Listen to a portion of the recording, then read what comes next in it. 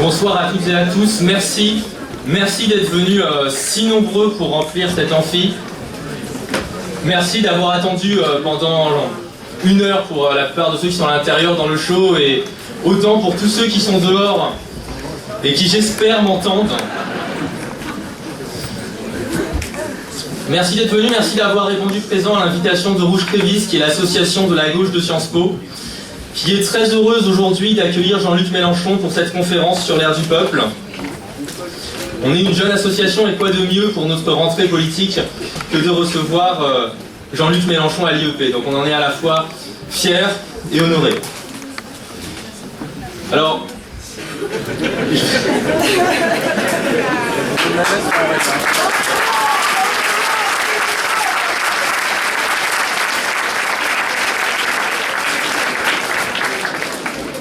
À gauche, on a plutôt l'habitude de déconstruire les protocoles. Bon, je m'y suis plié aujourd'hui en mettant une veste. Et je vais continuer à m'y plier en faisant une petite biographie de notre invité, même si tout le monde évidemment ici la connaît.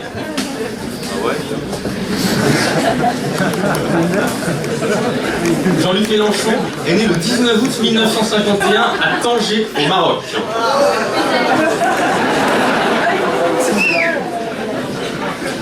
Il a fait des études de philosophie. Pendant ses études, il fut syndicaliste étudiant.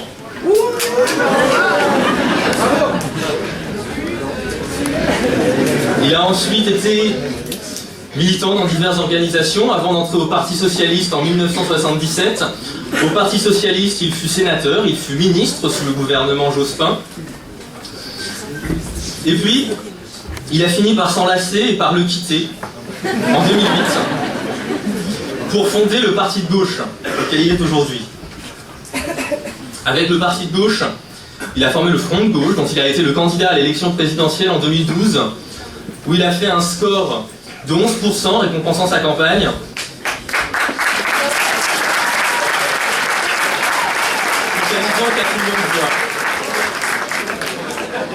Il est aujourd'hui député européen. Mais au-delà de tout son parcours, Jean-Luc Mélenchon écrit aussi. Il écrit des livres, et il en a écrit un certain nombre. Les derniers en date étant Le Hareng de Bismarck et L'ère du peuple, dont il vient vous parler ce soir. L'ère du peuple, qui a été publié chez Fayard en 2014, est un ouvrage profond. Ça vous en dit beaucoup. Dans lequel il fait le constat, et il vous l'expliquera dans quelques instants beaucoup mieux que moi, il fait le constat de notre société, des enjeux géopolitiques, et il dresse une véritable ligne, pensée et philosophie politique. Donc je vous demande d'accueillir derrière ce pupitre, pour cette conférence, Jean-Luc Mélenchon.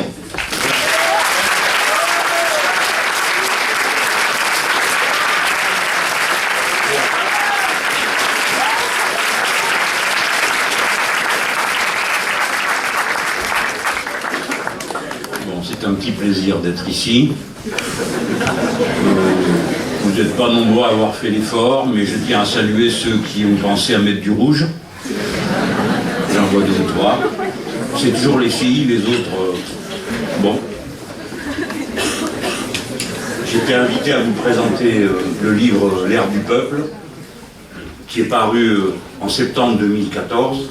C'est un livre qui occupe une place particulière dans le développement de ce que j'appelle une pensée politique, en l'occurrence celle que j'ai commencé à mettre en livre dans 14 ouvrages différents et qui se sont suivis à mesure que se précisait à mes yeux le tableau de l'examen que je faisais sur le monde. J'appartiens à la tradition du socialisme révolutionnaire. C'est une expression qui veut dire à peu près rien. Sinon que vous entendez le mot révolutionnaire, c'est donc l'idée que la société peut être l'objet d'un grand bouleversement, à quelles conditions, pourquoi et comment, ce sont les questions traditionnelles de l'action politique de gauche. Et vous entendez révolutionnaire, socialisme, vous voyez 2 courants, l'un qui est ancré dans le républicanisme français, tel qu'il sort de la grande révolution de 1789, et ensuite de sa mutation lorsque le mouvement socialiste naît et met à nu les rapports sociaux qui, à l'intérieur du monde capitaliste, expliquent les crises successives qu'il connaît, les misères qu'il déchaîne, alors même qu'il dispose d'aussi puissants moyens de production et d'échange que ceux qu'on avait à l'époque et qui aujourd'hui sont démultipliés de manière bien plus considérable. L'importance de ce livre, c'est qu'il essaye d'être une synthèse. Par conséquent, il a deux défauts. C'est forcément un résumé, et par maints aspects, il est simpliste, à mes yeux. Il a un autre défaut, c'est que pour que j'arrive à le vendre à 10 €, somme maximum que je crois possible de dépenser pour un livre en pensant à ceux à qui je m'adresse, il faut qu'il tienne dans 160 000 signes maximum. Bon, tout le monde sait ce qu'est un signe, je ne parle pas de l'oiseau. Hein,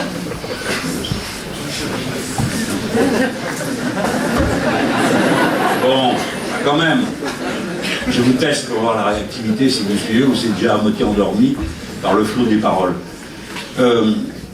Par conséquent, il a un côté, il a dit son ouvrage profond, j'ai compris qu'il voulait dire que, bon, c'est pas forcément ce qu'il y a de plus simple à lire. Or, nous, vous, moi, vous, qui avons la chance d'être des intellectuels, c'est-à-dire d'être rompus à la technique de l'écriture, de la synthèse, de la pensée, notre devoir est de nous rendre compréhensibles et non pas d'être pédants et de faire essentiellement démonstration de notre puissance intellectuelle par le fait que les gens n'arrivent pas à suivre ce que nous racontons. Notre travail d'intellectuel consiste à mettre en partage des idées, donc à les rendre accessibles. Les rendre accessibles, ça ne veut pas dire bêtifier ou simplifier, mais ça veut dire les mettre dans les mots et dans le vocabulaire qui sera autant que possible débarrassé des codes auxquels nous avons accès et qui nous font parfois faire l'économie d'une phrase, d'une demi-phrase, de quelques mots. Je crois que c'est mon devoir de vous le dire parce que dans cette salle se trouvent des personnes qui, dans 10 ans, dans 20 ans, à leur tour, seront à cette tribune et à d'autres, ayant écrit des livres et proposant des éléments pour penser le monde. Pouvoir penser le monde est la première fonction de la pensée politique. L'un des plus grands malheurs que nous subissons aujourd'hui est le vol des mots et leur aliénation à une cause qui n'est pas la leur souvent. Que le mot gauche puisse vouloir dire François Hollande est une aberration totale. Je sais que ça demande pardon d'avance, je sais que tout le monde n'est pas de mon avis ici et que bien sûr je tiens à vous dire que j'ai du respect pour ceux qui pensent différemment de moi, mais ça ne va pas m'empêcher d'illustrer mon propos par quelques exemples qui des fois sont un peu rugueux, hein, ne m'en veuillez pas. Et puis si vous n'êtes pas d'accord, au moins vous avez une idée personnelle, et si vous êtes d'accord de même. Le fait qu'on nous prenne les mots qui nous aidaient à penser, nous interdit de penser. Si vous appelez avion une pomme, vous ne pouvez pas parler du cidre. Si vous nommez socialisme ce qui est autre chose, vous ne comprenez rien à ce que peut être la perspective de changement du monde. Pour illustrer le début de mon livre, je voulais à la fois montrer la distance qu'on aurait à prendre avec des mots qui ont été utilisés d'une manière qui ne désigne plus rien de ce que nous croyons désigner en les utilisant, et d'un autre côté, je voulais répondre à cette question qui est que nous sommes confrontés à des événements d'une nouveauté radicale, qui n'ont jamais eu lieu avant cet âge-ci. Mais comme vous êtes dedans, vous ne vous en rendez pas compte. C'est ces points dans lesquels nous sommes immergés que je veux mettre en lumière pour dire le monde dans lequel nous vivons est radicalement neuf. Mais il est neuf comme aucune génération avant la vôtre n'a pu connaître une telle nouveauté. Parce qu'il s'est produit une accélération du changement qui prend des aspects vertigineux et nous oblige à repenser le présent. Mais il faut le repenser en étant capable d'en discerner la cohérence. Autrefois, dans la pensée de gauche, on appelait ça une Weltanschauung, qui en allemand veut dire une vision globale, une vision du monde, où les différents aspects d'une réalité très complexe, très diverse, se rattachaient à un corps de liaison et d'analyse d'ensemble. C'est ça qu'on essaye de restituer. Je ne dis pas que j'y parvienne, en tout cas, je m'y efforce. Et c'est à cet effort que je voudrais associer tous ceux qui ont le goût de la pensée et de l'action dépendant d'une pensée. Il ne peut pas y avoir d'action claire et de stratégie victorieuse avec une pensée confuse sur des événements non compris. Pour illustrer cette idée, j'avais trouvé une citation de Garcia Marquez. J'avais oublié, j'ai lu 100 ans de solitude. Qui a lu 100 ans de solitude ici? Voilà, c'est raisonnable. J'ai lu 100 ans de solitude il y a très longtemps, et j'avais oublié. Quelqu'un m'offre ça à l'entrée d'une réunion, et je retrouve les premières phrases. Le colonel Aurelio Buendia et va être fusillé. Alors il paraît que c'est une occasion dans laquelle on se met à réfléchir à toutes sortes de choses.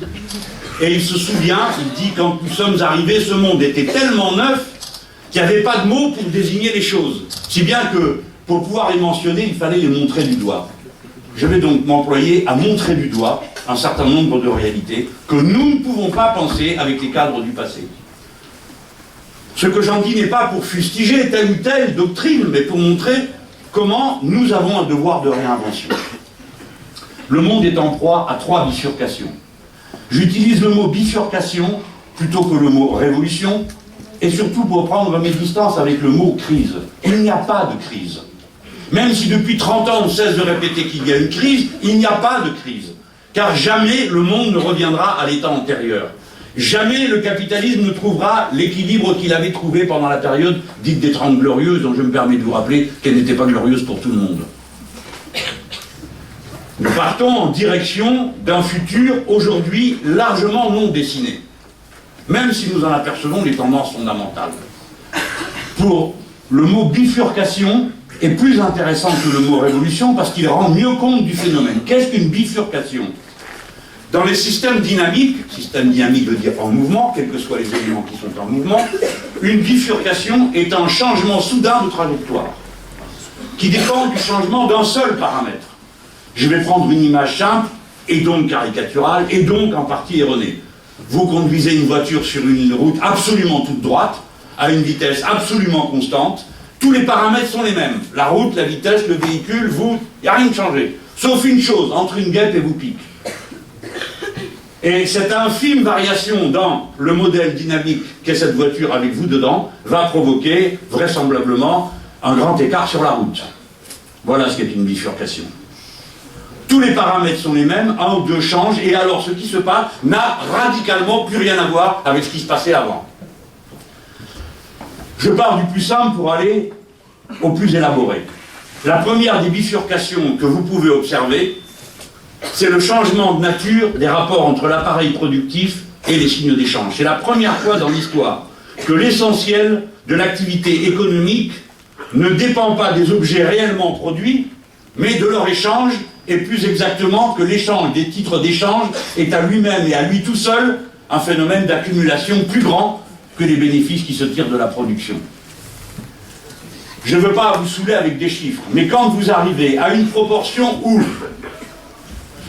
pour 4 000 milliards de dollars échangés, il n'y a que 40 milliards qui correspondent à des échanges réels de marchandises, c'est-à-dire des choses dont quelqu'un a besoin qu'il achète à quelqu'un d'autre, soit pour en faire un stock et le revendre au détail, soit pour son usage personnel. Quand vous êtes dans ce rapport-là, vous voyez bien que l'accumulation ne se produit plus comme avant, simplement par la part de plus-value qu'on est en capacité de s'approprier, mais qu'elle dépend de mécanismes totalement extérieurs à la production. Bien sûr, ils restent liés à la production, mais ils en sont déjà détachés. Ils la surplombent.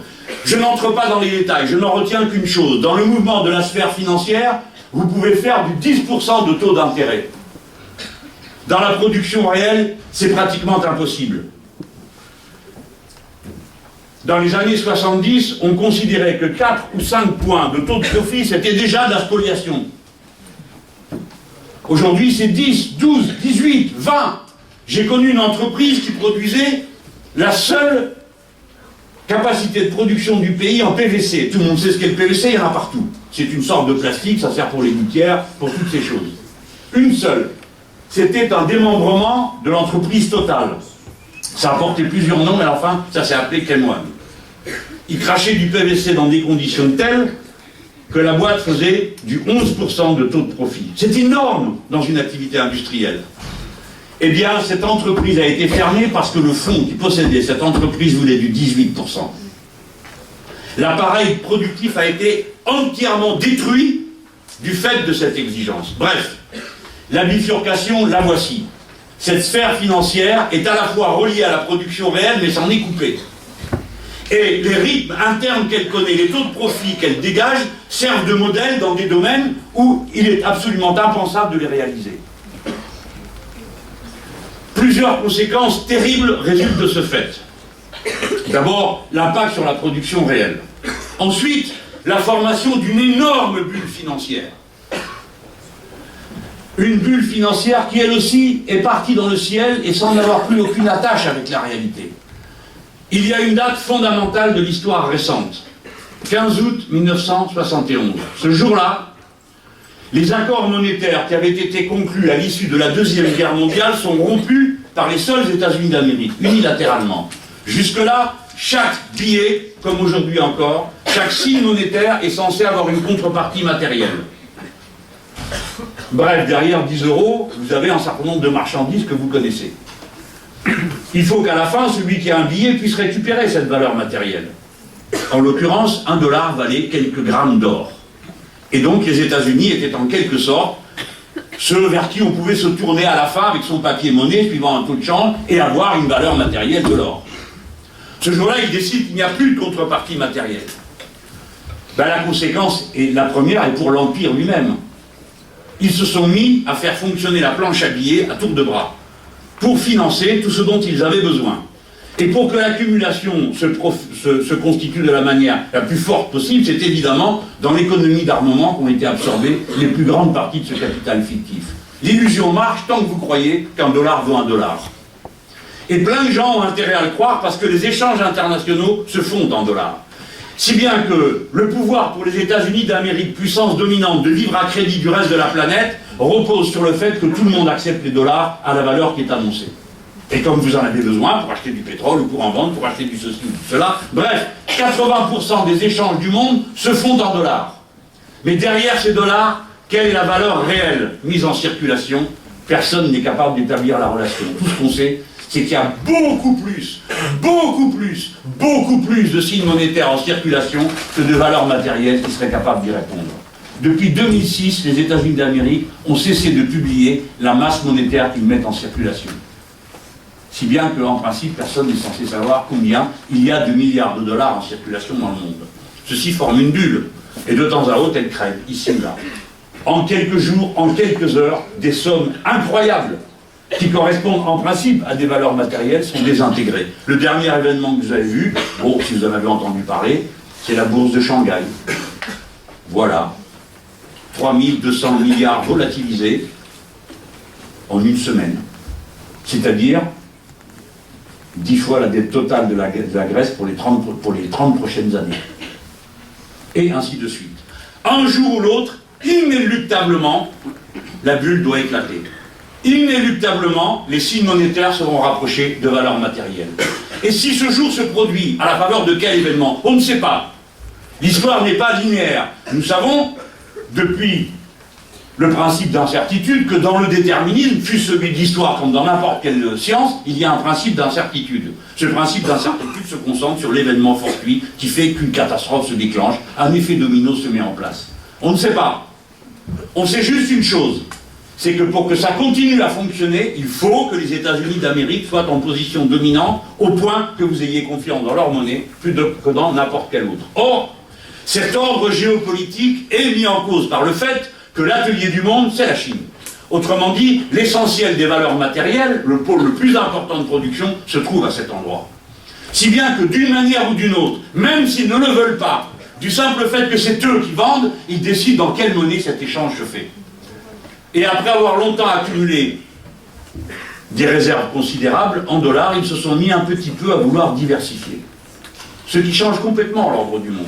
Par exemple, je tiens cette anecdote de la bouche du cheval, ou presque, quand Madame Merkel, qui n'est pas le cheval, est allée voir Monsieur Xi Jinping, président de la République populaire de Chine, et lui a dit, vous savez, alors il lui demande comment ça va l'euro, elle dit oui ça va, mais enfin on a des problèmes parce que la Grèce, et les économistes nous disent que peut-être la Grèce n'aurait jamais dû être dans l'euro, et les économistes, et les économies, alors bon, quand c'est le tour de Xi Jinping, il dit, oui, ce que disent les économistes c'est très intéressant, d'ailleurs nous devons écouter les économistes, nous apprennent beaucoup de choses, les économistes sont très importants, et ce qu'ils disent est très important, mais il y a aussi quelque chose qui est très important, c'est ce que nous disons nous. Et nous disons que nous avons 25% de nos réserves qui sont en euros. Et nous ne voulons pas de problème avec l'euro. Et on m'a dit qu'elle aurait changé de mine, se rendant compte qu'elle ne pouvait pas s'imaginer, toute provinciale qu'elle est, et une ancienne de l'Allemagne de l'Est, que le monde pouvait se résumer à ses desiderata à elle.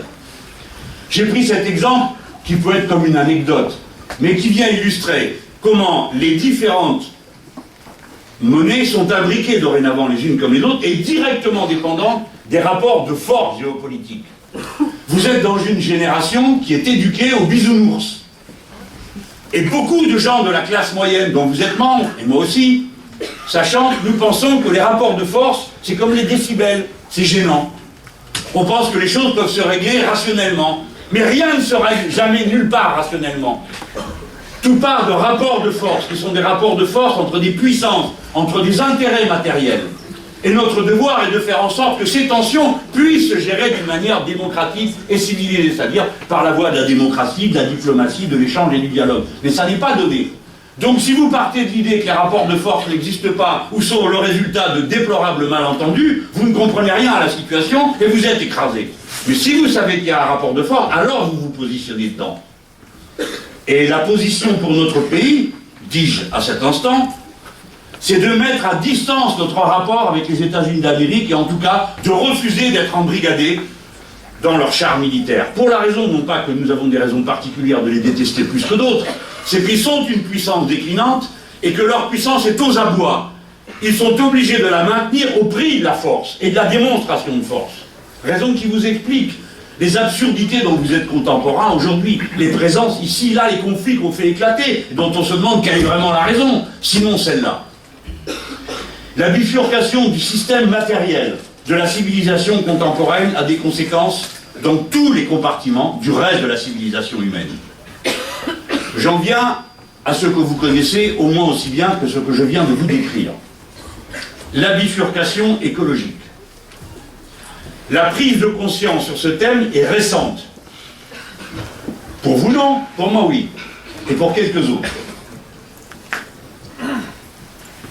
Dans les années 70, à la fin de l'ère triomphante du productivisme, les écologistes, il y en avait déjà, passaient pour des gens très intéressants, mais un peu folkloriques, et animés par des préoccupations qui ne paraissaient pas bien raisonnables à tous ceux qui pensaient que le principal problème, c'était le partage de la richesse, l'augmentation du pouvoir d'achat, parce qu'on identifiait à ce moment-là, mais pas comme maintenant, l'être au paraître et le paraître au consommé. C'était comme ça. Il faut vous le dire. Dans ma cité HLM, la première télévision qui est arrivée était quelque chose de magique. Et tout le monde allait voir ça. Et ainsi de suite, la première voiture, le premier ceci, le premier cela. Et quelle était l'aspiration de tout le monde? Avoir la même chose pour soi. C'est bien normal. D'ailleurs, vous n'en êtes pas vraiment sorti aujourd'hui. La machine à produire du désir et de la frustration, qui sont les deux aspects d'une même réalité humaine, n'était pas aussi puissante qu'aujourd'hui. Le résultat, on le connaît. Au départ, on ne le savait pas, on ne s'en rendait pas compte. Seulement quelques lanceurs d'alerte nous avaient prévenus. C'est pas si vieux, pour vous ça fait beaucoup les années 70, mais c'est pas beaucoup à l'échelle de l'histoire. C'est très récent. Or, le changement climatique est en route. Écoutez bien, ce n'est pas une menace. C'est pas si ça continue comme ça, il y aura le changement climatique. Il est commencé et on ne peut plus l'arrêter.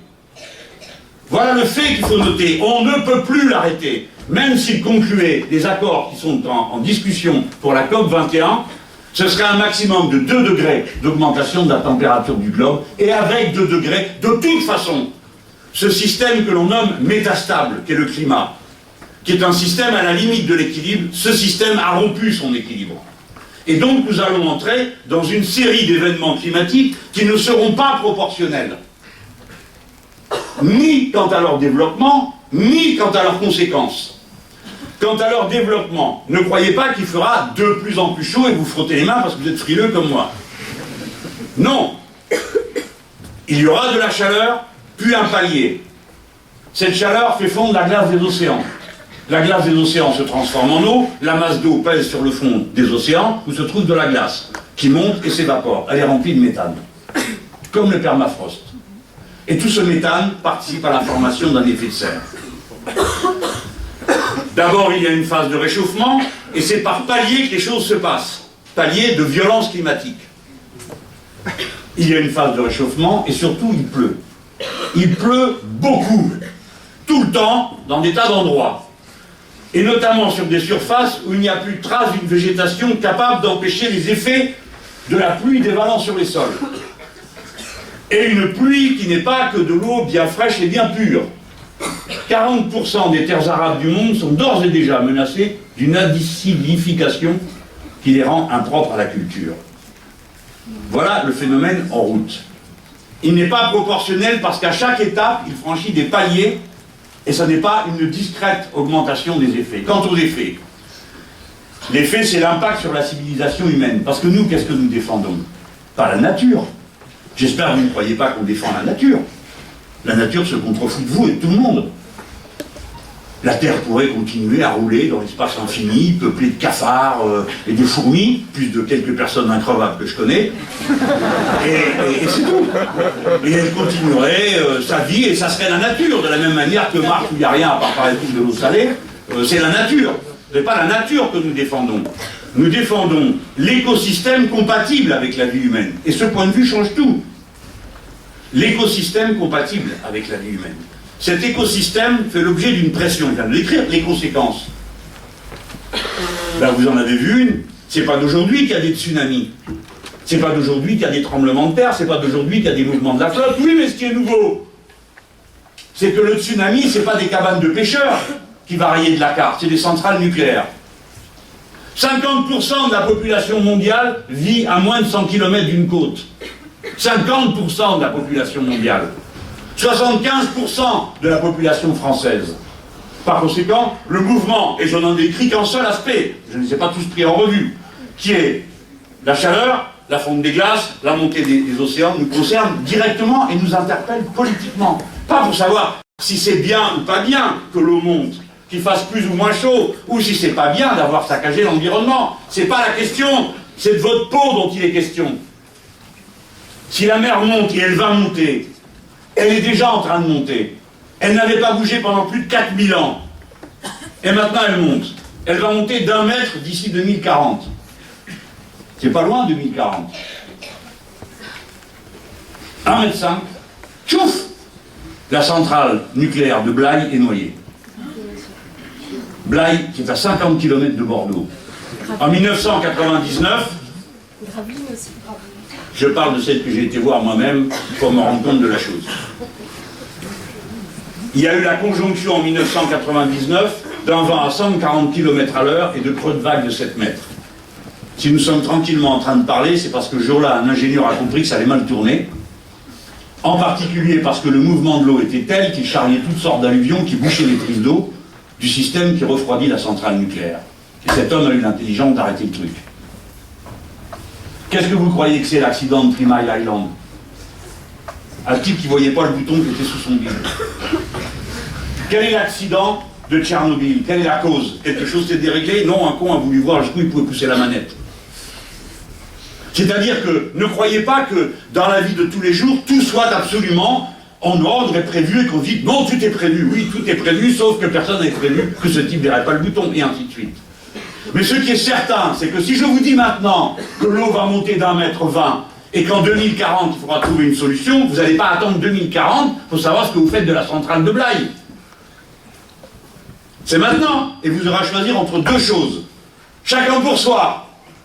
Tout le monde se taille et va le plus loin possible de ce genre d'endroit. Et puis pendant que vous y êtes, tâchez de faire des investissements intelligents.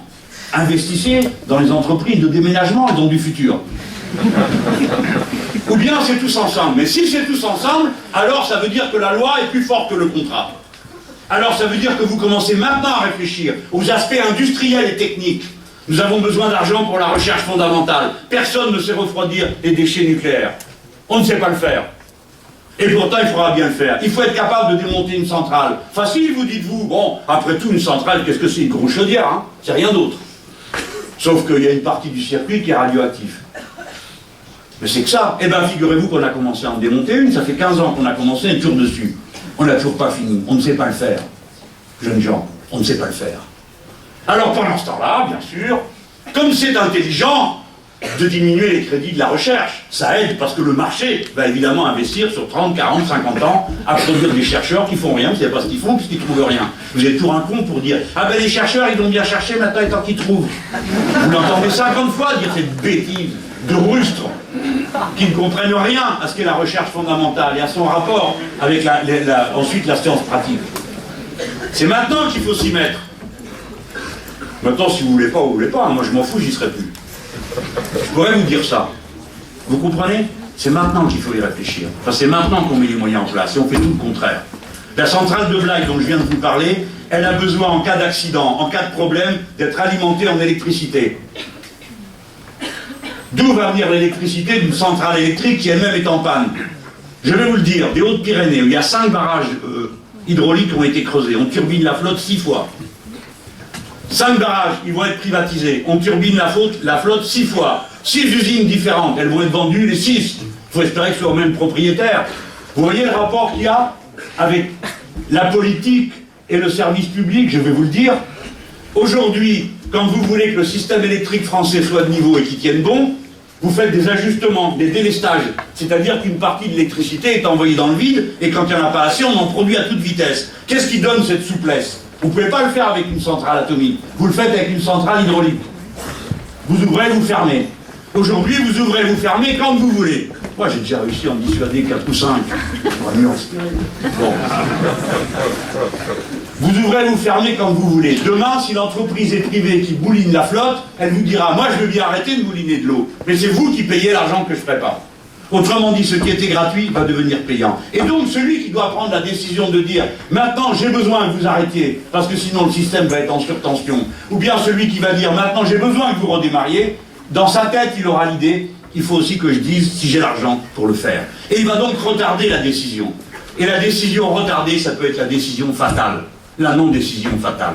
J'ai pris cet exemple, rassurez-vous, je ne vais pas plus entrer dans les détails, qui commence à vous montrer l'implication directe qu'il y a entre les problèmes qui sont considérés comme des problèmes de la nature, de l'environnement, et la politique la plus immédiate, et la survie des êtres humains qui sont impliqués par un écosystème dans lequel, si la radioactivité monte trop haut, eh bien, il n'y a plus de vie possible. Cette bifurcation écologique,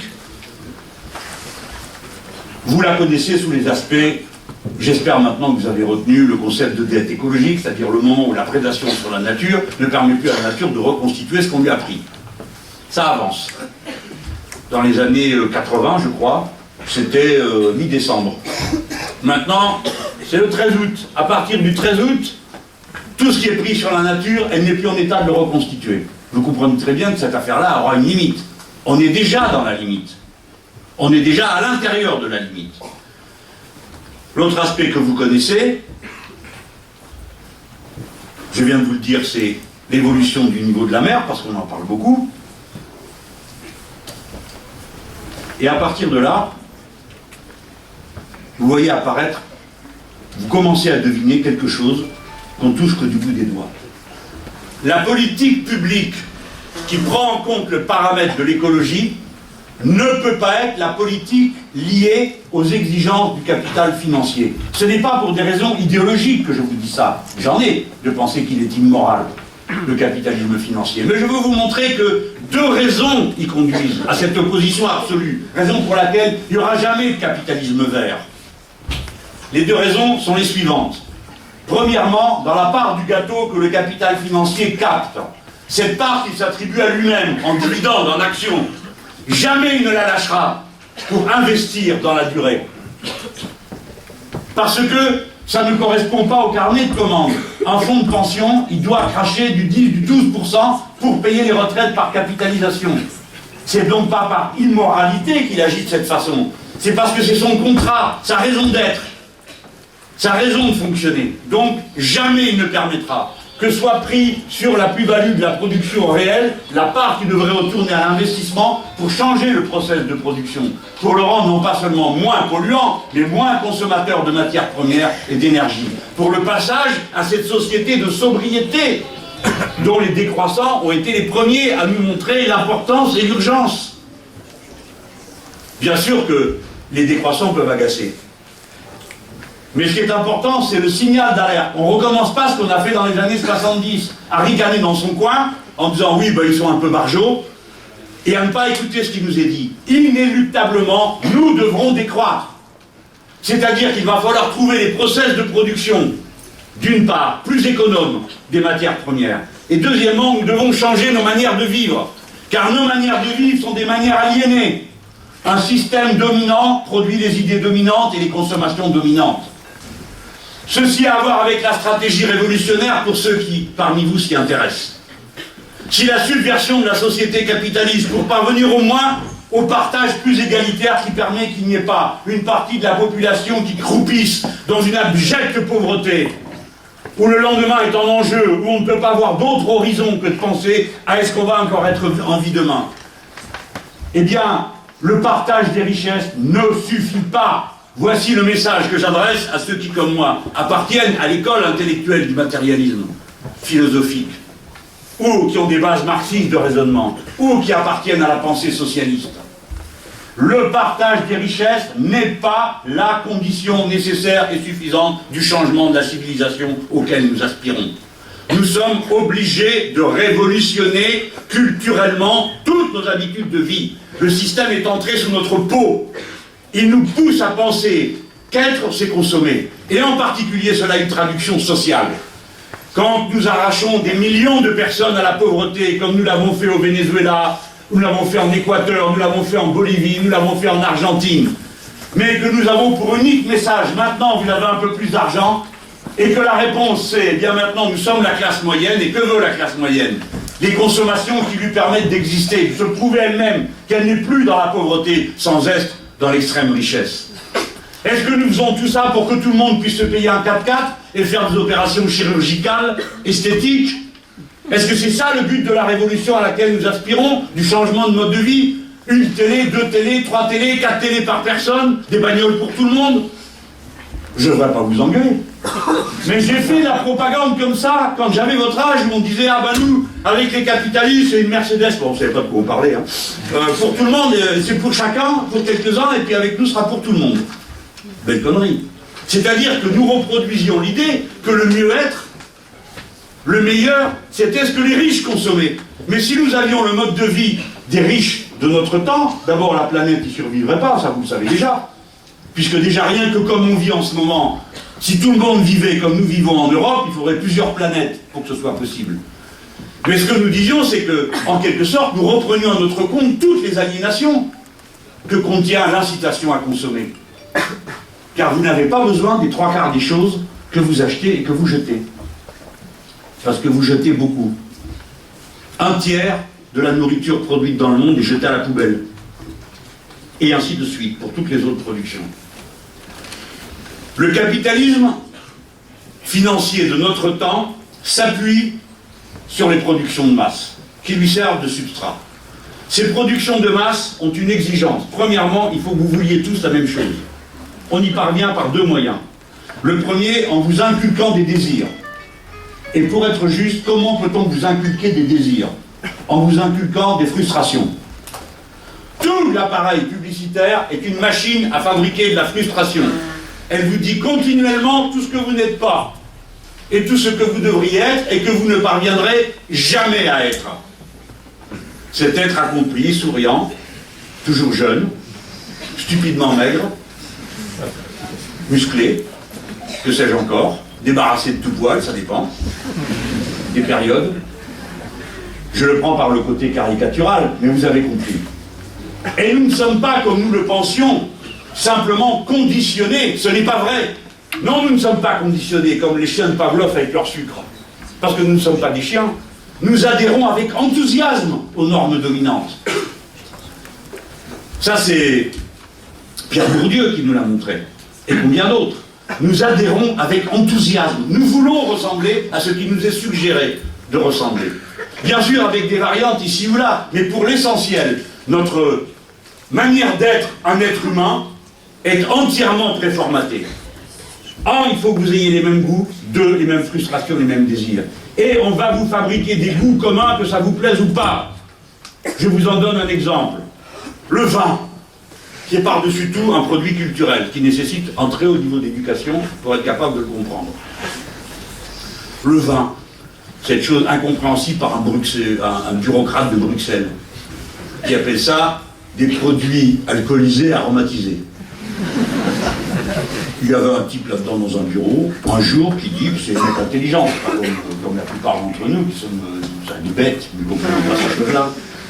Alors, le cours du rouge est bas, le cours du blanc est bas, le cours du rosé est haut, donc mélangeons du rouge avec du blanc pour faire du rosé. hurlement des professions viticoles qui ont passé quand même presque une génération à améliorer leur culture, et les types se demandaient vraiment ce qu'on leur voulait. Je ne vous fais pas le reste de la démonstration, mais les normes du goût sont fabriquées de l'extérieur. Par exemple, maintenant on autorise à mettre des copeaux de bois dans les barriques, pour que c'est le goût de bois, parce que si ça n'a pas le goût de bois, vous n'y trouvez pas votre compte. On a le droit de rajouter du sucre. On avait déjà le droit de chaptaliser un peu le pinard, mais à cette échelle, non. Et peu importe où c'est produit et comment c'est produit. Parce que nous disons, non, attendez, un Bordeaux, ça pousse entre là et là. Et pas là. Et on ne l'arrose pas, et on ne fait pas ci, et on ne fait pas ça. Là, je vous parle du vin, au sens le plus ordinaire, avant même d'avoir parlé du vin biologique. N'est-ce pas? Tout ça, pour les libéraux, c'est considéré comme des entraves à la concurrence. Plante ce qu'il veut, celui qui veut, là où il veut. Et il appelle son produit comme il veut, sauf si le produit est possédé par quelqu'un d'autre. Là, le nom de la marque est possédé par quelqu'un d'autre. Autrement dit, si vous achetez Bordeaux à temps, vous pouvez en produire au Mississippi. Et prenons un exemple, si vous avez un couteau Laguiole, eh bien, vérifiez bien que c'est bien un couteau qui est fait à Laguiole, parce qu'il est fait au Pakistan ou en Chine, vu qu'il y a un type qui a acheté le nom Laguiole pour toutes sortes de produits, au point que les gens de Laguiole n'auraient pas eu le droit d'appeler Laguiole leur propre couteau à Laguiole. Ils vous fabriquent les goûts, ils vous fabriquent les frustrations, ils vous fabriquent la manière de regarder les objets et ce qui vous paraît important dans un objet, notamment tout ce qui va vous permettre de vous mettre vous-même en relief. La bifurcation écologique, elle met à l'ordre du jour un concept. Je ne vais pas entrer dans le détail, mais je vous le livre, avant de venir à l'idée qui va avec. C'est la planification écologique. On ne peut pas changer sans prévoir et gérer dans la durée. Le mot important est la durée. La durée vous renvoie, je crois que tout le monde a compris, le mot planification, paraît-il, fait peur. On m'a dit que ça rappelait le Gosplan. Alors il y a des gens qui ne savent pas ce qu'est le Gosplan, donc ils se disent rien, ils disent c'est pas bien, c'est le Gosplan. Bon. Sauf que la planification a été appliquée à peu près par tout le monde, y compris par les économies capitalistes. Ça n'a rien à voir de spécifique avec le régime économique du communisme d'État. Sinon, dans le communisme d'État, on prétendait organiser les choses dans tous les domaines et à tout propos. Mais la planification, ça signifie que vous prenez des décisions et que vous les exécutez dans le long terme. Que vous connectez les différents compartiments de la production les uns avec les autres pour être certain d'atteindre vos objectifs. Je vous ai parlé il y a un instant des barrages hydroélectriques. Le lien que ça avait avec l'énergie nucléaire actuellement en utilisation. Et même si nous devons sortir du nucléaire, comme pour ma part, je pense qu'il faut qu'on le fasse, nous en avons pour 10 ou 20 ans. 10 ou 20 ans à sortir du nucléaire, ça veut dire former une ou deux générations de gens capables de démonter, de stocker, de remplacer, et ça veut dire mettre en place une production énergétique extrêmement importante. Nous en avons tous les moyens. Mais pour ça, il faut former les gens, il faut préparer les industries de production et les connecter entre elles.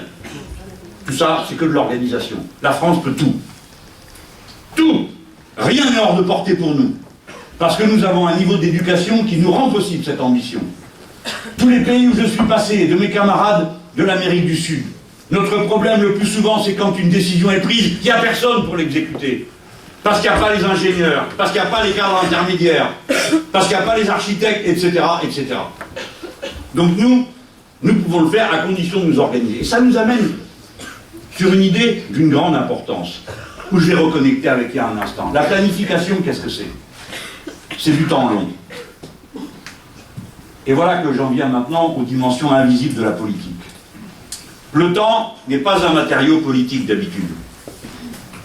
Peut-être que vous n'en avez jamais entendu parler comme ça. Mais chaque système économique est à la fois un système culturel et un système temporel. L'ancien ordre politique de l'Égypte ancienne, le pharaon va faire se lever l'étoile de Sirius. Quand il a fait se lever l'étoile de Sirius, il envoie les agents des impôts, parce que la crue va commencer et il s'agit de mesurer la différence des tailles des surfaces cultivables pour savoir combien on va prendre à chacun. L'ordre politique, astronomique, économique sont dans une seule dimension. Les âges économiques de l'agriculture, tout le monde les a connus, au moins pour en avoir entendu parler. Je pense que tout le monde comprend l'importance de la succession du jour et de la nuit. Et, jusqu'à preuve du contraire, on a encore une certaine perception de l'importance des changements de saison. Ne serait-ce que parce que la facture de chauffage n'est pas la même toute l'année. Même si on ignore absolument la raison pour laquelle il fait chaud ou il fait froid. Le temps du capitalisme contemporain est le temps hyper court. Celui qui maîtrise le rythme et qui maîtrise le temps a tout le pouvoir. Le temps de notre époque, c'est le temps de la nanoseconde auquel se font les échanges entre ordinateurs pour calculer des valeurs et faire des placements. C'est un temps absurde. Il n'y a pas de valeur différente d'une nanoseconde à l'autre pour un objet. On voit donc bien que c'est en tant que tel qu'il devient la matière première du pouvoir. Plus vous allez vite, plus vous dominez, plus vous pouvez en engranger. Raison pour laquelle on a déménagé les ordinateurs de Paris pour la BNP Paribas, et qu'on les a transférés en Angleterre pour que la liaison ne dure pas les quelques micro-milliardièmes de secondes qui donnaient un temps de retard aux traders parisiens par rapport aux traders londoniens. Le temps zéro, vous l'avez continuellement sous les yeux. Vous chercherez toujours ce qui va plus vite, ce qui est plus vite fait. Et à mesure que vous vous approchez du temps zéro, vous perdez le contrôle. Non seulement le vôtre, vous avez intérêt à avoir des bons instincts, des bons réflexes, comme on dit. Plus ça va vite, plus il faut réagir vite. Plus on réagit vite, moins on réfléchit. Moins on réfléchit, moins on décide. Le temps long, c'est d'abord le temps de la démocratie. Il est impossible de prendre une décision très rapidement qui soit une bonne décision, sauf si vous êtes un génie, mais ça on le sait après. Et c'est vrai dans tous les compartiments. Regardez un film. Les films du début du XXe siècle et les films que vous avez sous les yeux, que ce soit une série télévisée ou que ce soit un film que vous allez voir dans une salle de cinéma. Les plans sont passés d'une minute à quelques secondes. Aujourd'hui, un plan dans un film, il change tous les 10 ou 20 secondes, et déjà c'est long. Les formats de radio, des reportages, de télé, de radio, tout raccourci. Parce qu'on pense que plus ça va vite, qu'on appelle ça le temps réel. Le temps réel est une construction artificielle. Le temps réel n'existe pas. D'ailleurs, le temps n'existe qu'à travers les rythmes. Qui maîtrise les rythmes, maîtrise le temps et a le pouvoir. Dans le livre L'Ère du peuple, j'évoque cette dimension de la propriété sociale du temps. Qui décide du temps? Je vais vous en donner un exemple concret. Quand un capitaliste décide que son entreprise fonctionnera à flux tendu, ça veut dire que vous êtes là quand il faut produire parce que le carnet de commandes le demande. À ce moment-là, vous êtes dans une synchronie du temps magnifique. La commande est là, vous travaillez, ça sort, ça monte dans le camion sur la route, il est sur la route, ensuite il arrive chez le client, toc, toc, toc, vous êtes livré. Flux tendu. Magnifique synchronie. Vous la payez d'une dysynchronie gigantesque dans la vie des gens. Car ceux qui doivent être là pour travailler à cette heure-là à laquelle vous la demandez ne sont pas à la maison. On leur dit, ah ben c'est normal, hein, si vous voulez garder votre emploi. Et puis il faut travailler la nuit, le jour, le dimanche, le samedi, tout le temps, tout le temps, tout le temps. Les maîtres du temps sont les maîtres de vos vies. Et d'ailleurs, vous appelez temps libre le temps où ce n'est pas les autres qui décident. Et où c'est vous-même. La capacité à maîtriser son temps revient à l'idée qu'il y a une propriété sociale du temps qui est à mettre à l'ordre du jour. Est-ce que ça a une traduction concrète dans les objectifs politiques que nous pouvons nous donner? Évidemment. Non seulement d'abord en termes de révolution culturelle, je ne sais pas par quel bout on va s'y prendre, mais nous allons devoir ralentir le temps. Il faut ralentir le temps pour pouvoir vivre et s'en rendre maître. S'il va plus vite que vous, vous ne le maîtrisez pas, c'est lui qui vous maîtrise. Ensuite, on peut maîtriser le temps au service de la définanciarisation de l'économie. Je vous en donne qu'un seul exemple. Aujourd'hui, ce qui peut tuer une boîte, c'est un capital qui décide de s'en aller, ou qui décide de vendre la boîte. Maîtriser le temps de ce capital. Refuser à la propriété privée du capital le pouvoir sur le temps. Je ne dis que ça, que sur le temps. Je ne vous dis pas de la confisquer. Retirez-lui le pouvoir sur le temps et décidez, par exemple, que lorsqu'un capital est engagé et qu'il s'engage sur 10 ans, il a un pouvoir de vote par action. Mais s'il ne prend pas d'engagement, eh bien il a 0 pouvoir de vote. Vous lui retirez à ce moment-là tout le moyen de pression qu'il avait une seconde avant. Car il ne peut plus vous dire, eh ben, si c'est comme ça, je m'en vais. Tu t'en vas, mais tu ne décideras pas qu'on ferme la boîte. Est-ce que c'est possible? Oui. Ça a déjà été fait. Et on a trouvé des machines à ralentir le temps de la circulation du capital. Là, j'ai pris un exemple très social, la propriété du capital dans une entreprise. Mais je pourrais en prendre d'autres. Par exemple, interdire la cotation en continu. Pourquoi nuit et jour aurait-on des cotations de la valeur des entreprises? Etc., etc. Donc vous voyez, pardon d'aller, en même temps d'être long et d'aller aussi vite. On part d'une idée très abstraite, que l'on discerne et que l'on aperçoit à partir du moment où on s'est aperçu qu'il y a eu des changements dans la manière dont la production et l'échange se faisaient et le rapport à la nature. C'est cela qui nous a souligné et mis en évidence des réalités auxquelles on n'avait jamais pensé, comme la propriété sociale du temps. Temps et ordre social ont à voir l'un avec l'autre. Pas de révolution culturelle sans révolution de la gestion du temps. Dans le bouquin, je donne quelques exemples. Et maintenant, je viens à la dernière des bifurcations, la plus importante à mes yeux. Pas seulement parce que j'ai fait des études de lettres, ce qui me rend sensible, comme un certain nombre d'entre vous, à des aspects qui échappent en général à ceux à qui, lamentablement, on ne fait faire aucune espèce d'étude de lettres et qu'on croit avoir bien rempli en leur donnant beaucoup de science et peu de conscience. Oui, c'est Rabelais, hein. Ça date du XVIe siècle, c'est pas moi qui l'ai trouvé. C'est le changement anthropologique. Le mot anthropologique, tout le monde sait ce que ça veut dire, c'est la science de l'homme, de l'être humain. Pas de l'homme en tant qu'être masculin, de l'être humain. Les êtres humains d'aujourd'hui n'ont strictement rien à voir avec ceux d'il y a à peine quelque temps. Attention, c'est la partie la plus importante de mon propos. Il y a bien quelques marxistes dans la salle. Rendez-vous compte d'une chose. Il a fallu 200 000 ans pour atteindre le premier milliard d'êtres humains, en 1920. Entre 1920 et 1951, on a doublé. On est arrivé à 2,5 milliards. Et maintenant, on est à 7 milliards. Vous voyez l'accélération considérable de ce rythme. Tout à l'heure, je vous ai dit qu'il y avait un rapport entre le rythme, le temps et l'organisation de la société. Eh bien, c'est vrai. Chaque fois que l'humanité double en nombre, une mutation technologique foudroyante se produit qui change complètement l'appareil de production et d'échange. Ça se comprend, c'est pas de la magie. C'est que plus il y a d'êtres humains, plus il y a besoin de satisfaire leurs besoins en quantité plus importante. Donc il faut trouver les techniques qui permettent d'y répondre. Évidemment, au début, on ne les trouve pas et on meurt. Alors voilà, les suivants cherchent et finissent par trouver. Le rapport entre le nombre et la mutation éclate sous nos yeux. Là, je lis mon papier pour ne pas me tromper. Regardez toutes ces pages que je vous ai déjà fait. Voilà. Les conséquences. 7 milliards d'individus, triplement depuis 1950. Deuxième conséquence, jeunesse du monde. Évidemment, dans les sociétés occidentales, on a l'impression du contraire. Mais c'est pas ça qui se passe à l'échelle de la planète. C'est une masse considérable de jeunes. La moitié de l'humanité actuelle a moins de 25 ans. Un tiers de l'humanité actuelle a moins de 15 ans. C'est donc un monde jeune, neuf. Et quand vous parlez d'un monde jeune et neuf, la question numéro 1 qui se pose, c'est la transmission du savoir et la nature du savoir que vous transmettez.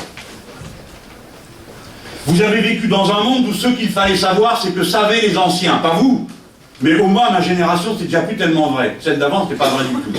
Ce qui était sûr et bon et juste, c'était le passé. Parce que le passé nous enseignait les bonnes recettes pour affronter l'incertitude du futur. Maintenant, si vous vous référez au passé pour préparer votre futur, vous êtes sûr de vous planter. Si vous essayez de téléphoner avec un smartphone, avec les méthodes du téléphone à agir, là, vous perdez votre temps. C'est un exemple, hein, mais des dizaines d'autres exemples de cette nature. Autrement dit, qu'allons-nous transmettre? Des compétences, une aptitude à savoir faire les choses, c'est ce que bourrent le crâne les libéraux. Ou bien une capacité à comprendre ce qui se passe. Regardez la multiplication des gestes magiques que vous posez dans une journée. Plus les objets que vous utilisez sont éloignés de vous quant au contenu scientifique, vous ne savez pas comment ça marche. Moi j'avais une idée de comment marchait un disque vinyle.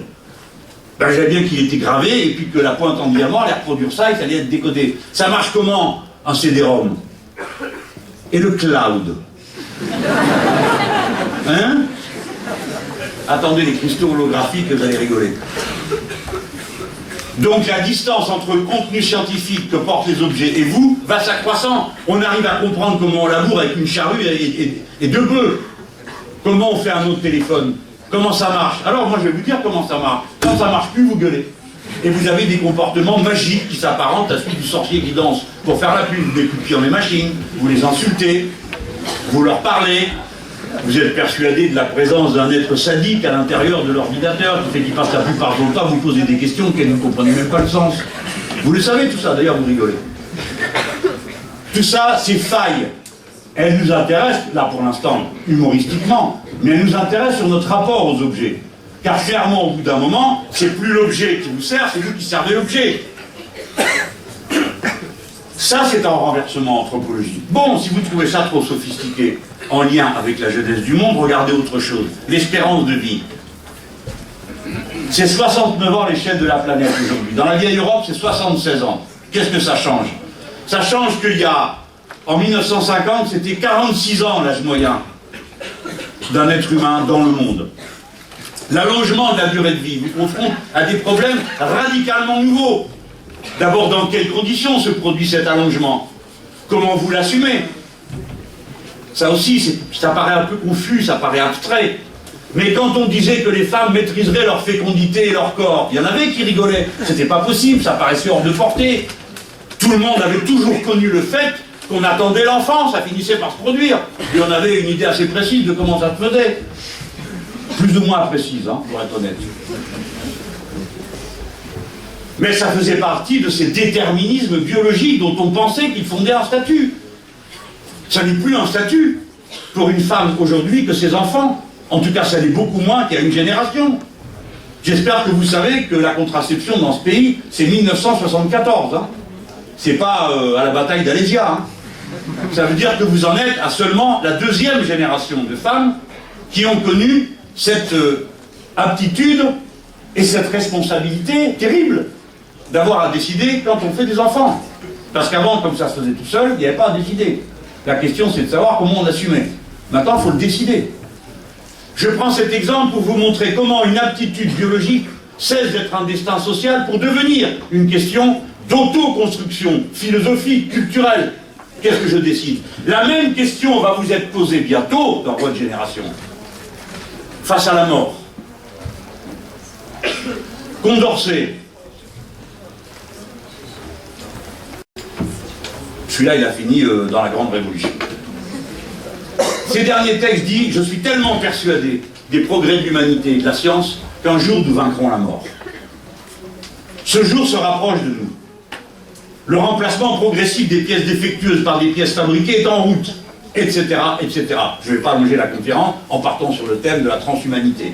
Mais vous savez très bien que cette question est posée. Et déjà, elle vous est posée d'une façon très précise. Est-ce que vous avez le droit de disposer de votre vie et d'être aidé si vous voulez en finir avec elle? C'est une question d'actualité qui touche aux libertés fondamentales de la personne humaine. Est-ce que je peux maîtriser ma décision d'éteindre la lumière, oui ou non? Ma réponse personnelle est oui. C'est-à-dire que jusqu'au bout, chaque être humain doit pouvoir être maître de lui-même dans tous les aspects qui le constituent en tant qu'être humain. Et l'idée de sa propre limite est une idée qui structure notre imaginaire, mais notre vécu quotidien. Le cerveau est une machine qui ne sert qu'à une chose, essayez d'évaluer ce qui va se passer dans quelques instants. Il produit ça mécaniquement. Votre cerveau produit à chaque microseconde du futur. Il l'évalue, il fait des probabilités. Ça veut dire que le futur, la suite, est inscrite au plus profond de votre organisation physique, mentale. Décider qu'il n'y a plus de futur est un acte délibérément humain. C'est pourquoi il est à la base de certaines philosophies, comme c'est le cas par exemple chez les stoïciens qui disent pour les événements contre lesquels vous pouvez faire quelque chose, faites-le, et ceux contre quoi vous ne pouvez rien, alors il vous reste toujours une liberté suprême, c'est celle d'en finir vous-même avec le dit événement. Ce n'est pas des petites questions. Elles sont philosophiques, elles engagent le modèle de civilisation dans lequel nous voulons vivre. Je termine avec un autre exemple qui me paraît frappant.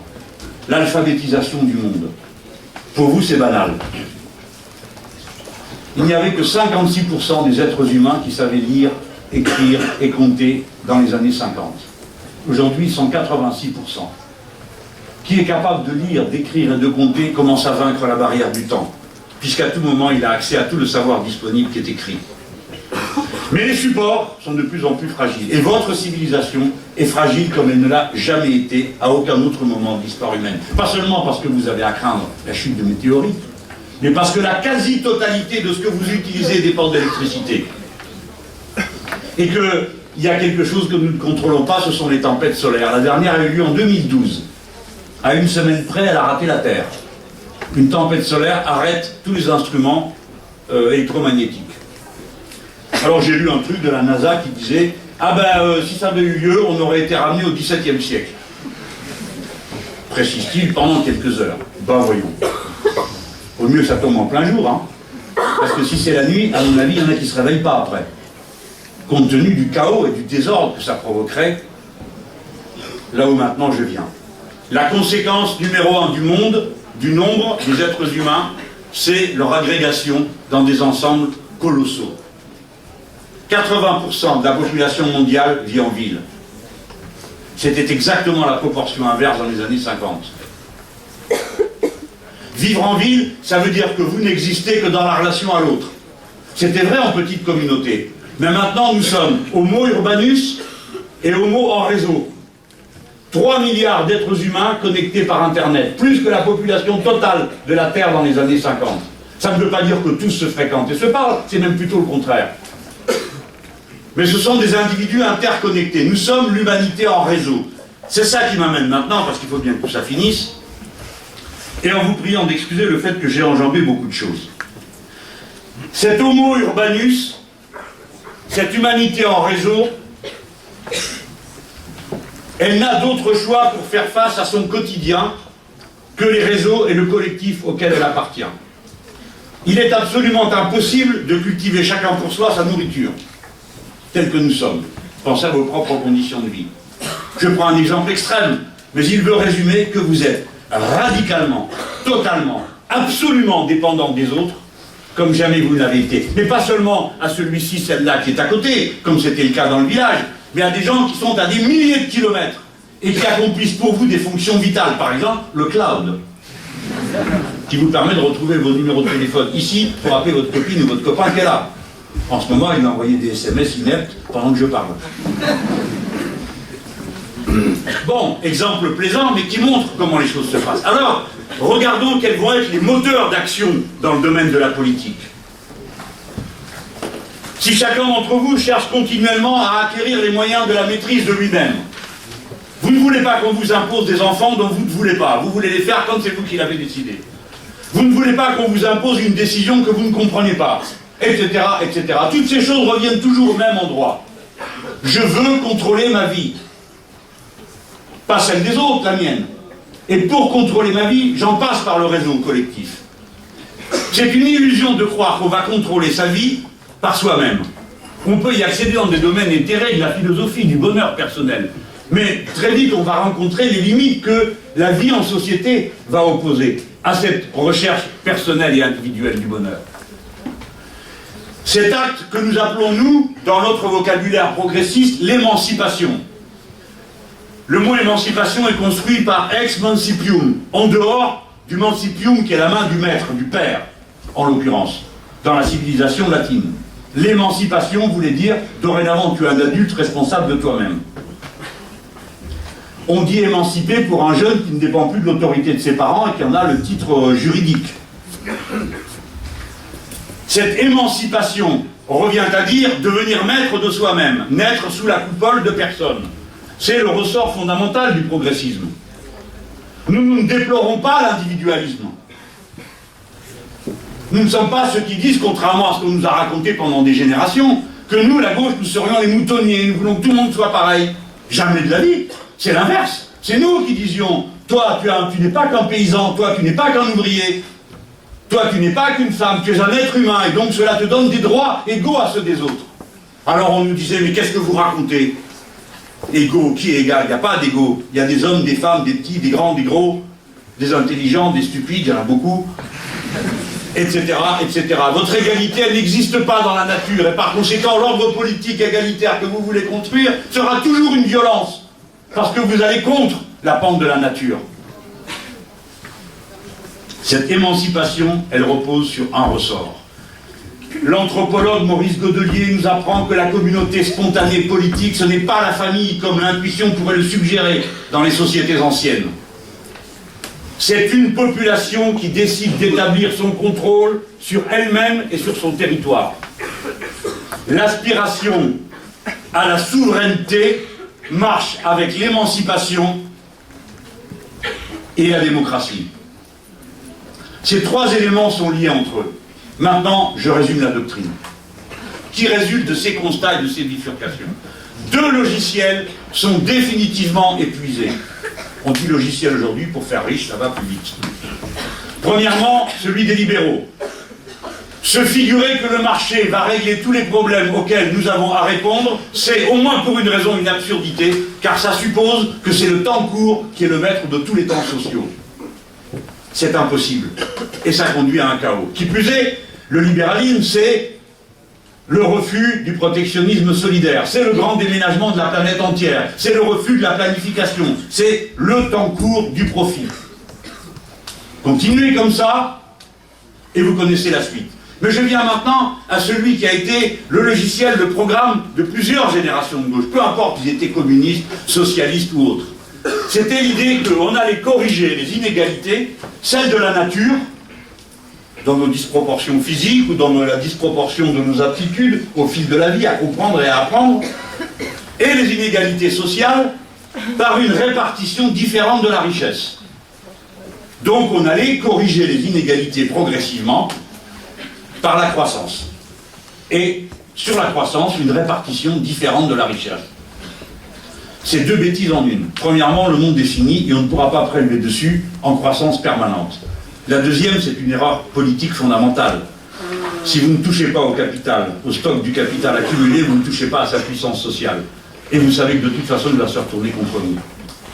Ce logiciel est mort. Ce à quoi nous assistons, c'est à son agonie.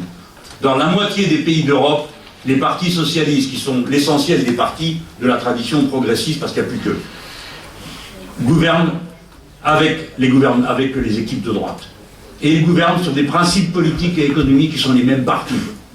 Peu de dépenses publiques, confiance absolue et aveugle au marché, libre circulation des capitaux et des marchandises sans aucune limite. Des idées qui dominent, comme par exemple le libre-échange, c'est la richesse. C'est absurde, le libre-échange, ce n'est pas la richesse, c'est la pagaille. C'est le grand déménagement permanent du monde. C'est le transbahutage général de tout vers n'importe quoi, à quoi il faut répliquer par la relocalisation et le protectionnisme solidaire. J'ai plus le temps à cette heure-ci. Si ces 2 logiciels sont épuisés, voici celui que vous propose la thèse de l'ère du peuple. Elle est résumée dans les thèses d'un petit manifeste de l'écosocialisme. J'en ai repris 4 dans mon livre. Je ne vais pas vous les passer en revue. Je vous résume la doctrine comme elle se présente. Premièrement, il n'y a qu'un seul écosystème compatible avec la vie humaine. Par conséquent, tous les êtres humains sont semblables. L'intuition du progressisme et de l'esprit des Lumières est confirmée par la menace de mort qui place sur tout le monde si on ne respecte pas cet écosystème. C'est neuf dans l'histoire des idées. Deuxièmement, si nous sommes tous semblables et que nous dépendons tous du même écosystème, alors il y a un intérêt général humain. Dans les années 70, on a trouvé que c'est une obsession, mais ça a été le final d'une manière de penser. Chaque fois qu'on disait intérêt général, il y avait quelqu'un qui répliquait intérêt du capital. Parce que l'intérêt général, c'est une idéologie. Non, l'intérêt général n'est pas une idéologie. L'intérêt général est un besoin, une nécessité. S'il y a un intérêt général, nous devons le trouver. Parce qu'il ne s'impose pas à notre vision tout de suite. Comment allons-nous y arriver? En discutant. Pour en discuter, il faut en discuter librement. Cela signifie, premièrement, que l'homme ne donne pas d'ordre à la femme au moment où l'on discute et où l'on pense. Deuxièmement, que le patron ne décide pas à la place de l'employé. Troisièmement, que n'importe quel puissant ne doit pas intimider mais aider à réfléchir. Et enfin, cela signifie qu'il ne doit pas y avoir de vérité non discutable. Et aucune vérité venue de l'extérieur ne doit se plaquer sur la liberté de discuter. Donc, les institutions publiques doivent être laïques, séparées des vérités de la religion. Non pas par mépris pour les vérités de la religion, mais tout simplement parce qu'elles sont indémontrables et contradictoires entre elles. Et que si nous respectons la foi de chacun, nous voyons bien qu'elle ne peut pas avoir sa place dans la discussion politique, pour la raison que la discussion politique ne peut être menée et conclue que sur la base d'arguments échangés et dont la validité est éprouvée par la preuve de l'expérience. Ainsi, vous voyez, chacun est appelé à dire non pas ce qu'il croit bon pour lui, ça c'est juste la démocratie, mais ce qui croit bon pour tous, ça c'est la République. Il y a un lien entre la République, chose commune, et l'écologie politique, parce que l'écologie politique ne parle que d'une chose, des biens communs. Et si elle parle des biens communs, c'est donc qu'ils sont communs, et ça c'est l'intuition du communisme. Et nous n'arriverons à nous en sortir qu'en relation les uns avec les autres et par des solidarités d'intérêt. Ça, c'est le socialisme. L'éco-socialisme propose donc une synthèse politique du républicanisme, du socialisme et de l'écologie politique. J'ai essayé d'en présenter les fondements, comme un matérialiste que je suis, au sens philosophique. Autrement dit, je n'ai pas proposé une utopie. J'ai essayé de déduire un régime politique de l'observation des faits concrets auxquels il peut répondre. Et si ce que je dis ne répond pas aux faits concrets, alors ça ne vaut rien. On a le devoir de le jeter à la poubelle pour passer à quelque chose qui nous permette de rendre compte des faits concrets. Jusqu'à présent, je n'ai pas rencontré la contre-démonstration. J'ai rencontré des affirmations idéologiques. Que le marché peut tout, que les gens sont trop individualistes, blablabla, bla, bla, bla, bla. Les idées sont les enjeux de la politique. La conscience est l'enjeu de la politique. Rien d'autre. Quelque chose que j'ai dit il y a un instant est passé trop vite dans ma phrase. J'ai dit, nous ne pouvons trouver l'intérêt général humain qu'en débattant librement. Virgule, j'ai oublié un mot. Contradictoirement. Pour qu'un point de vue soit un point de vue rationnel, il faut qu'il ait été débattu contradictoirement. Votre ennemi, c'est le consensus. Quand tout le monde est d'accord sur quelque chose, méfiez-vous. Il manque une pièce dans le puzzle. Et si vous êtes tous unanimes, méfiez-vous. Quelque chose ne tourne pas rond. Comment c'est possible que des gens qui se disputent sur tout le reste du temps soient d'accord à ce moment-là? S'ils sont tous d'accord pour dire que le marché est bon, méfiez-vous. Ils doivent y trouver leur compte. Etc., etc. La démocratie n'est pas une concession que nous ferions, comme on pouvait le dire avant, dans l'ancien communisme. Certains le disaient, il y avait une étape transitoire. Non, non, non. La contradiction est la condition du débat qui permet de fixer l'intérêt général. Voilà pourquoi nous sommes en affrontement total avec le système néolibéral. Parce que pour lui, une fois que les évidences sont fixées, elles ne sont plus discutables. Le marché n'est pas discutable. La concurrence libre et non faussée, c'est une loi de la nature, M. Mélenchon. Et comme dit M. Juncker, il n'y a pas de décision démocratique contre les traités européens. Si bien qu'un système qui au départ liait en quelque sorte magiquement le capitalisme et la démocratie, on dirait ça va ensemble, hein, parce que quand c'est vous, il n'y a plus de démocratie. Aujourd'hui, c'est l'inverse. Le capitalisme est fondamentalement hostile à la démocratie, pour une raison qui ne doit rien à l'idéologie, mais à la manière dont il mène ses intérêts. Et je vais en donner qu'un seul exemple, c'est les fameux tribunaux d'arbitrage. Dans tous les pays, il y a des lois. Les lois s'appliquent à tout le monde et elles sont légitimes parce qu'elles sont décidées par tout le monde. Dans les tribunaux d'arbitrage, c'est le seul moment où une catégorie de la population, le rentier, le propriétaire des actions, décrète que lui, la loi, ça ne le concerne pas. Parce qu'il va s'arranger dans un rapport de gré à gré dans un tribunal d'arbitrage. Il n'y a plus de loi, il n'y a plus d'État. Vous pouvez décider ce que vous voulez, ça ne s'applique pas à eux. C'est ça qui est prévu dans le grand marché transatlantique. Ce n'est pas une petite chose que de dire qu'il n'y a plus de tribunaux publics et qu'il n'y a plus de loi. Parce que s'il n'y en a plus pour eux, alors pourquoi y en aurait-il une pour nous? Et pourquoi celle qui prévaudrait pour nous pourrait être autre chose que la loi du plus fort, comme c'est le cas dans les rapports de force entre les capitalistes et les États? Vous voyez, j'ai essayé de résumer comme je pouvais, du mieux que je pouvais, les concepts et leur manière de s'emboîter. Les leçons de méthode que je prétends donner sont les suivantes. On ne déduit pas une stratégie politique et une pensée politique d'autre chose que des faits. La pensée politique qui est attendue d'un responsable politique, c'est pas qu'il invente de la sociologie, de l'anthropologie, de la science et toutes ces choses auxquelles il doit au contraire emprunter, mais qu'il propose une mise en perspective par rapport à des tâches à accomplir. Vous devez accomplir la tâche de la subversion contre l'économie financiarisée, contre l'économie productiviste. Vous devez accomplir la révolution citoyenne. De toute façon, elle aura lieu. Ce qu'on ne sait pas, c'est de quel côté elle va. La révolution citoyenne, c'est les gens s'emparent du pouvoir. C'est pourquoi, pour des gens comme moi, la question de la formation d'une assemblée constituante est le cœur de notre stratégie révolutionnaire. C'est pas une idée comme ça parmi d'autres pour dire ah ben tiens, on va décider, on va changer la constitution pour l'aérer, la moderniser. J'ai entendu ça plusieurs reprises. Non, il ne s'agit pas de ça du tout. C'est qu'à l'ère du peuple, quand vous avez ces masses immenses urbanisées, de gens qui ont des multitudes de destins au point qu'on peut les nommer la multitude. Des gens qui descendent de l'ascenseur, ils y sont tous ensemble pour descendre, mais après l'un va faire ci, l'autre va faire ça, celui-ci vient de là, celui-là d'autre d'ailleurs. Cette multitude qui semble avoir des destins sans aucun rapport les uns avec les autres, en tout cas rien qu'on puisse identifier, peut devenir un peuple et le devient chaque fois qu'elle essaye de récupérer la souveraineté collective sur les affaires qui le concernent. La mutation de la multitude en peuple, c'est l'objet de la science politique de l'écosocialisme. Comment transforme-t-on cette diversité, cette bigarrure de destin en une volonté collective? Il y a une manière opératoire qui ne doit rien à la magie. C'est la constituante, parce que vous demandez aux gens de se définir eux-mêmes quels droits ils se reconnaissent les uns aux autres. Voilà pourquoi, s'il y a une stratégie révolutionnaire, il va y avoir des gens qui ne sont pas d'accord avec moi dans cette salle, ils me diront comment ils comptent faire une révolution autrement. S'il s'agit de projeter sur nous-mêmes les délires ou les rêves qui n'ont jamais existé, d'après lesquels les révolutions victorieuses se faisaient à coups de bâton ou à coups de fusil, je voudrais rappeler qu'à chaque fois, les bâtons et les fusils, ça a été contre nous. Et que quand il a fallu en prendre, c'était pour riposter, rarement pour prendre le pouvoir. Rarement. Si la grande révolution de 1789 prend cette profondeur, si elle va jusqu'au bout des principes qu'elle est au début, elle ne fait que balbutier, c'est parce que notre pays est envahi et agressé, de l'intérieur et de l'extérieur, et ainsi de suite. Je vous passe celle de 1917, dont vous auriez bien tort de croire qu'elle est le résultat d'un complot bolchevique.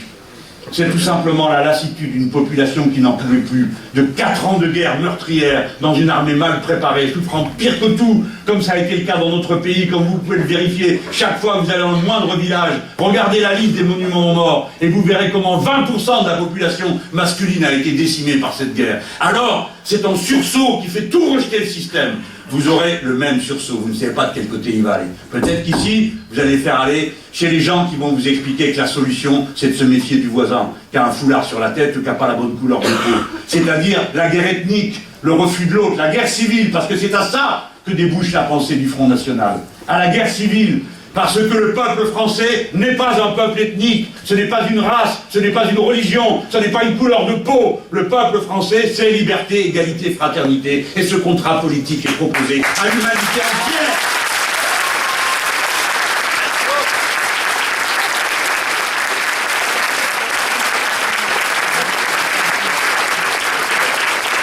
Ce n'est pas vrai tout le temps. Ce n'est pas vrai tout le temps, ce n'est pas vrai toujours. Ce n'est pas ce qu'il y a de plus facile à concevoir. Je ne sais pas quel souvenir vous allez garder de mon passage ici, ni moi-même, ce qui va m'en rester. Peut-être qu'il est prévu quelque chose maintenant qu'on me pose des questions, je ne sais pas. Comment oui? Juste, je voudrais qu'une fois dans votre vie, pour ceux qui ne sont pas de mon bord, vous ayez entendu un orateur de gauche présenter la cohérence de la pensée des gens de gauche. Nous ne sommes pas motivés par la contemplation de nos feuilles de paille seulement. Nous ne sommes pas que dans la revendication, même si on n'avait pas revendiqué, il ne se serait jamais rien produit de bon pour les nôtres. Nous sommes mus par un idéal humaniste. Personne ne s'est jamais fait tuer pour un différentiel d'inflation, qui pourtant coûte fort cher à beaucoup de monde. Mais des milliers de gens se font continuellement martyriser pour des notions aussi confuses que la dignité et la liberté ou l'égalité. Le message universaliste, c'est votre frontière à garder. Universaliste, l'humanité est une et indivisible dans sa constitution, mais surtout dans sa dépendance au milieu dans lequel il est. Voilà comment j'estime que l'écosocialisme peut vous fournir un cadre idéologique. Il n'est pas parfait, il n'est pas fini, il n'est pas fignolé. Il y a bien des choses que j'aurais pu développer sur l'anthropologie, mais voilà. Le livre, il existe dans la forme que vous connaissez aujourd'hui. J'en suis pas très content, je trouve que c'est pas assez fluide, c'est pas assez bien écrit. Donc il y aura une édition de poche qui va paraître au mois de février. J'espère que j'aurai amélioré d'ici là. Et sans doute que je voudrais que vous sachiez que la suite de ce que je vais faire dans ce pays, les principes qui m'animeront sont inscrits dans ce livre. Donc personne ne pourra dire qu'il n'était pas au courant.